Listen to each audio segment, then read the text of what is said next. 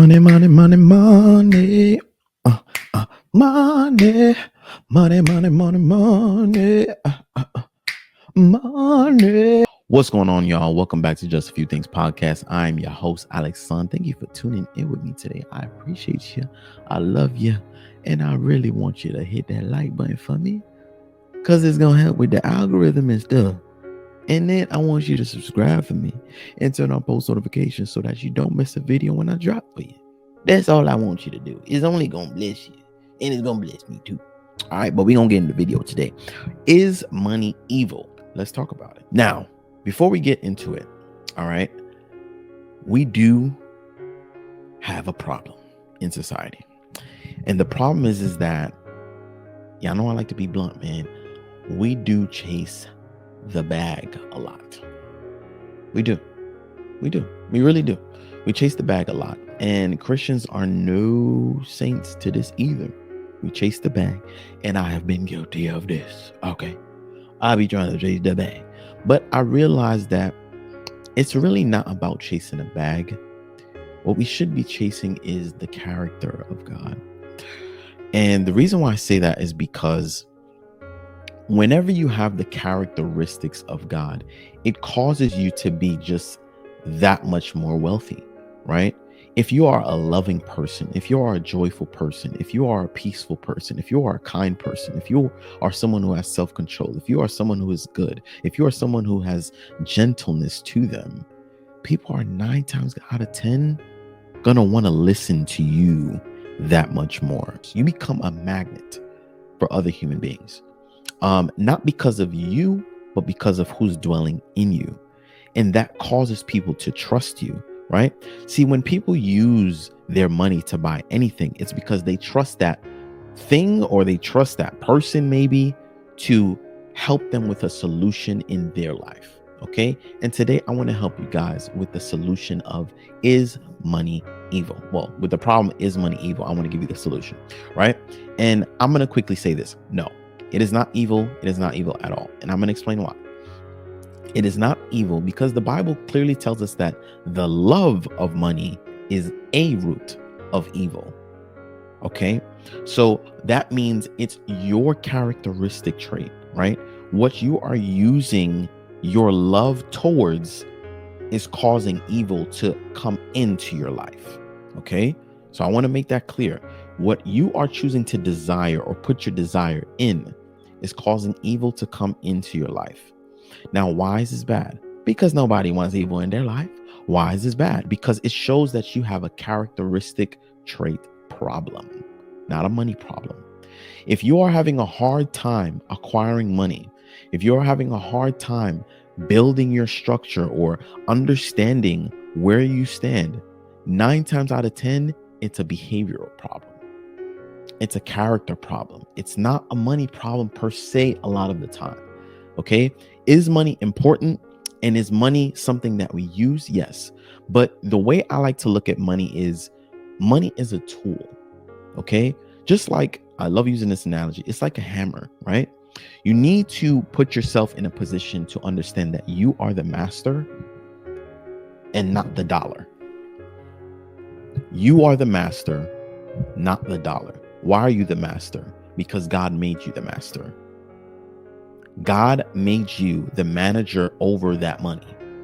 God made you the steward over that pile of money or that pile of assets, whatever it is that you have. Back then, it used to be donkeys, goats, and all that stuff. Okay.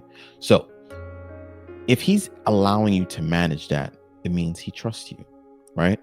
So if God trusts you and then money came to you, how is it that we take that and apply that into our lives and allow it to best work for us and those around us?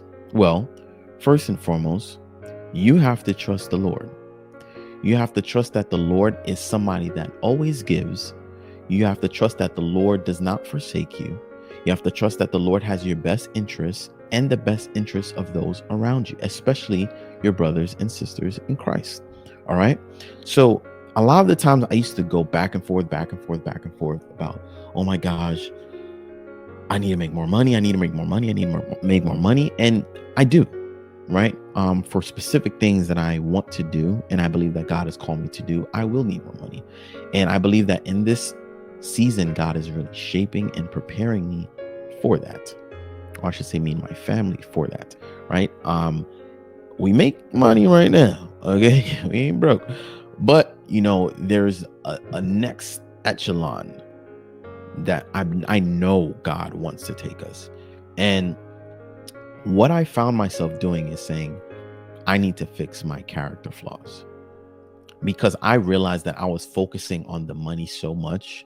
I was focusing on, oh my gosh, I need to make money. I need to make money. I need to make money, that I started to realize, well, not I started to realize, I believe the Holy Spirit started to show me that I was lacking compassion. The Holy Spirit started to show me that I was lacking love, that I was lacking kindness, that I was lacking his fruit. And therefore, I cannot be fruitful for his kingdom if I do not bear his fruit. You see, when we chase after the money, and this is why I have a problem with, and I'm not saying you're wrong if you do this, but this is why I have a problem with the term chasing the bag, right? Because we weren't born to chase after money.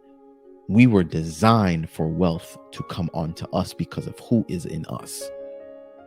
Are we trying, is that, I hope that's making sense, because we need to start shifting our perspective and shifting our understanding around money. Okay. And I want to help you guys today, help you guys really understand that money is a tool, right? Going back to my analogy, if you have a hammer, right? The hammer doesn't tell you what to do. You tell the hammer where to hit, and it hits the nail into the wall, right? You don't put the hammer down, look at the hammer, and then you say, okay, I need more hammers. I need more hammers. I need more hammers. No, the hammer is a tool. You pick up the tool, you apply it, and it produces for you. You make the money work for you. You become the master of your money. And that's what we need to understand, right? But we need to break the chains. We need to break and understand that we are better than the dollar. We are more valuable than the dollar. In fact, men are the one that created the dollar. Hello.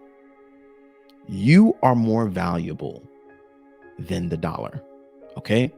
And I want to specifically speak to my men right now. Ladies, this ain't no discrimination against y'all. I just want to speak to the men real quick, because as the headship of the house, I got to speak to them first. All right. Then we get to y'all. But I want to speak to the men right now. All right. Men, if you are feeling like you're living from paycheck to paycheck, if you feel like you are struggling to make ends meet, if you feel like you are trapped, if you feel like you are just vulnerable, if you feel lost, you feel hopeless, you feel powerless, you feel unworthy, you feel like you can't be trusted by your wife, by your family, I want you to understand something. First and foremost, you're not alone. Secondly, I want you to understand that you are more valuable than you think you are. I don't say that to boast or put pride in you. I say that to you so that you understand who created you. If you have it in your hand, I want you to pick up or open your wallet, take out $1 or 20, whatever it is that you have, look at it and ask yourself, if you had 1 million of these right now, would you trade that for a second of time? You probably wouldn't. How do I know that? Because if I told you, if I give you $1 million today, but you die tomorrow, you would say no. Unless you're crazy. I don't know. But you probably wouldn't do it. That tells you that you are more valuable. It shows you, and you know that you're more valuable. So first things first, we have to understand, hey, you are in position to win. How do you win? Let's go to the word of God. All right. We always got to go to the word of God, because the word of God allows us to see what we don't see. Okay. So first and foremost, Hebrews 13:5, keep your life free from love of money and be content with what you have. For he said, He has said, I will never leave you nor forsake you. Okay? Be content with what you have. This was a big lesson for me because being content with what you have allows God to bless you that much more. I know it seems minor. I know it seems like it's like, how does that create more money, Alex? Like that doesn't even make sense, or it doesn't sound juicy. But I'm telling you, when you use what you have, it literally shifts your life in a way to allow you to produce. Because again, it goes back to your characteristic trait, right? First and foremost, you have self-control. You have that fruit in you to say, you know what? I don't need to be going crazy. I don't need to be going left and right and like, oh my God, what am I going to do? What I'm going to do? I'm here. This is what God has put in my hand. This is what I'm going to use. And I'm going to love my family with this. I'm going to be joyful with this. I'm going to be kind with this. I'm going to be gentle with this. I'm going to be fruitful with this. Okay. And when God sees that, I'm telling you, it does something different to your life. I promise you it does something different to your life, right? Now, I can't remember exactly where in the scripture. I don't have it in my scriptures here, but I remember Solomon asked God for wisdom. He didn't ask God for money, for riches, for anything like that. He asked him for wisdom. And God then said, because you asked for wisdom of how to lead the people, because Solomon cared for the people, God blessed him with riches. So we need to work on what's inside of us, and we need to really ground ourselves with who is wealth.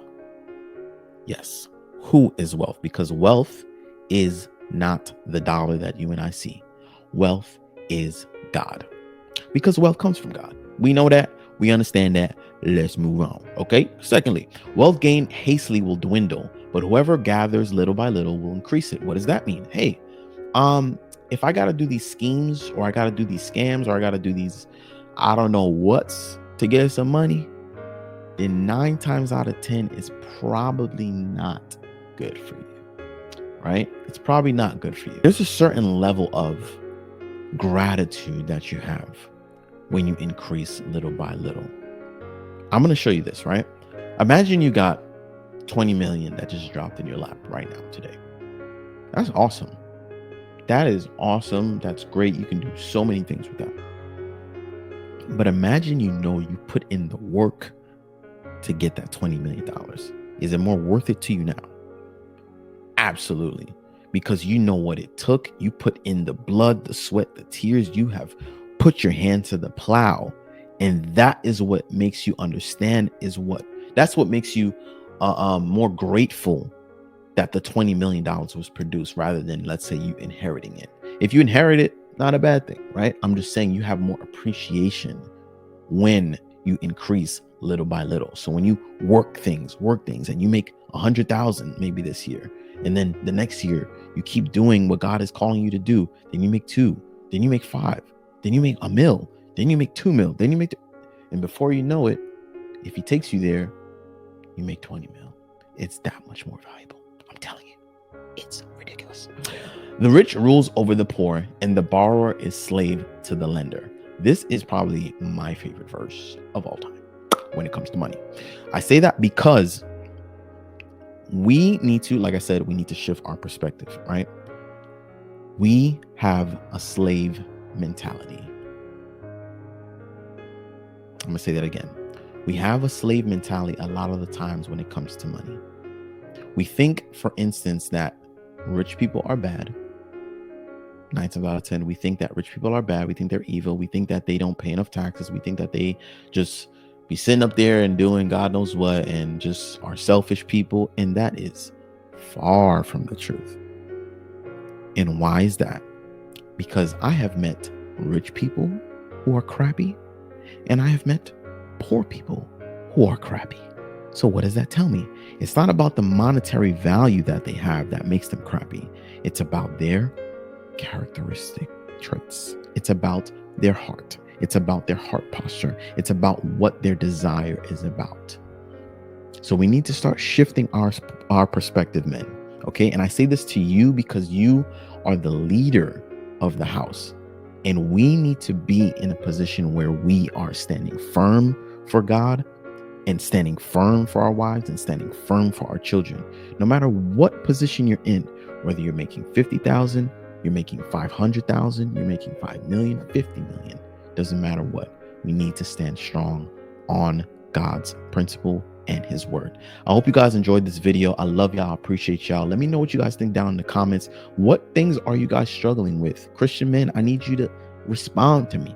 I need you to respond to me in the comments because I really, really want to get your guys' thoughts. And I really want to dialogue with y'all. All right. Because we are here together as a community. I love you in Jesus' name. Peace.